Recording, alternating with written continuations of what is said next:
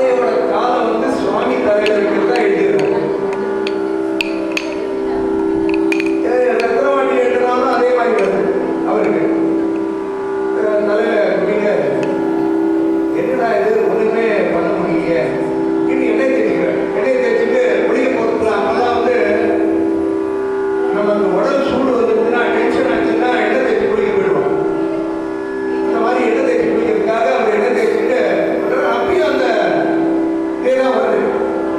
அவர் பார்த்தா மனசுல வருது, இது சரியா வருது, நான் போய் குளிச்சுட்டு வரேன் பத்மாவதின்னு சொல்லிட்டு போயிடுறாரு. உடனே அதை அடிச்சுட்டு போயிடுறேன். அதை அடிச்சுட்டு வேற மாற்றி எழுதலாம், வந்து வேற என்ன தோணுறதோ அது மாதிரி எழுதலாம் அப்படின்னு போறேன். குளிச்சுட்டு திரும்பி வர அந்த இடத்துல பார்த்தா அந்த அடிச்ச இடத்துல அதே மாதிரி திரும்பி எழுது. பத்மாவதி கிட்ட கேட்கிறாரு, என்ன பத்மாவதி என்ன மாதிரி, நீங்க தான் உட்காந்து எழுதுனேன், நீங்க தான் உட்காந்து எழுதிட்டு யாரு நான் எழுதலையே அப்படின் போது உடனே ஒரு சுவாமி வந்து உடனே பத்மாவதி காதல் கொடுத்தாரு. இத்தனை அஷ்டபதி பாடியிருக்கேன், இத்தனை இது பண்ணிட்டேன், எனக்கெல்லாம் கிடைக்காத பாக்கியம் ஒவ்வொன்றும் உனக்கு வந்து பகவான் வந்து காட்சி கொடுத்தாரு அப்படின்னு சொல்லிட்டு அப்படியே சாஸ்திரமா கொடுத்துருக்கேன்.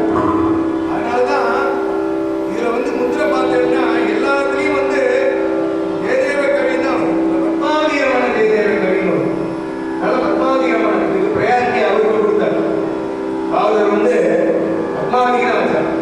அதனால உன்னதமான காலம் இந்த மரகரா கண்டனம் மமசிரசி மன்றம் ராதையோட பாத தூளி சுவாமி மேல விழுந்தா அப்படின்ற மாதிரி கேட்க அவருக்கு அதுதான் ரொம்ப பிடிச்சிருக்கு. இதுதான் பிடிச்சிருக்கு, ராதையோட காலை வைக்கிறது தான் அவருக்கு பிடிச்சிருக்கு. அதனால இந்த சக்தி ரொம்ப பகவானுக்கு பிரீத்தியுள்ள விஷயம். ஏன்னா ஒரு ஸ்வீட் கண்டிப்பா நைவேத்தியம் பண்ணணும். இந்த ரெண்டு நைவேத்தியம் உண்டு, ரெண்டு நைவேத்தியம் உண்டு, ரெண்டு கற்பூரம் அடிக்கும். இதுல வந்து பாடி மட்டும் ரெண்டு நைவேத்தியம் ரெண்டு கற்பூரம். அதனால இந்த அஷ்டபதி சிரவணம் பண்றவங்களுக்கு ரொம்ப இது எந்த கஷ்டம் வந்தாலும் இந்த அஷ்டபதியை பாடாம இருக்காங்க. மனசுல பகவானை நினைச்சுட்டு உட்கார்ந்து சந்ததி முன்னாடி எங்க இருந்தாலும் சரி, நீங்க எங்க வேணா இருக்க எல்லா பொருள் ஏவெல்லாம் கிடையாது. அஷ்டபதி கூப்பிட்டா பகவான் வந்துடுவான். அதுக்கு நான் காத்தாலே ஒரு உதாரணம் சொன்னேன். 19வது அஷ்டபதி பாடி நிறைய பேருக்கு எல்லாமே குணமாயிருக்கு, எல்லா வியாதியும் குணமாயிருக்கு. போன வாரம் அஷ்டபதி குருவாயூர்ல நான் வந்து பாடினேன். 19வது அஷ்டபதி மனசுக்குள்ள பாடிட்டு இருந்தேன். சீவேரிக்காக எல்லாரையும் நிறுத்திட்டான். அவ்வளோ கிரௌடு, இந்த சைடு கயிறு கட்டினா இந்த சைடு கயிறு கட்டினான்.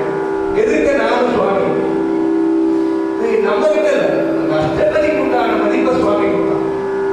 அவ்வளோ கூட்டம் கொடிமரத்துலேருந்து நானும் குருவாயூருக்கும் மட்டும்தான் இருக்கு. இந்த அளவுக்கு ஒரு அஷ்டபதிக்கு உன்னதமான ஒரு மகத்துவம் உண்டுன்றதுக்காக சொல்றேன். என் பெருமை ஒன்றும் இல்லை, அஷ்டபதியோட வேதேவரோட பெருமை. அதனால யாரெல்லாம் பாடினாலும் அவளுக்கு சத்தியமாயிரும். காலையில நம்ம பாடும்போதே அந்த உத்தரவு கொடுத்தாரு. கலச பூஜை பண்ணும்போது இதை நான் சொல்லும் போது சுவாமி வந்து நான் இருக்கேன்டா, நீ சொன்னது சத்தியம் அப்படின்னு பகவான் வந்து வசந்த மாதவ பூஜை பண்ண கலசம் அதுலேருந்து சுவாமி உத்தரவு கொடுத்து பண்ணினது ரொம்ப விசேஷம். இப்போ வந்து அஷ்டபதி பாட போறோம். யாரெல்லாம் வந்து பத்திரிகை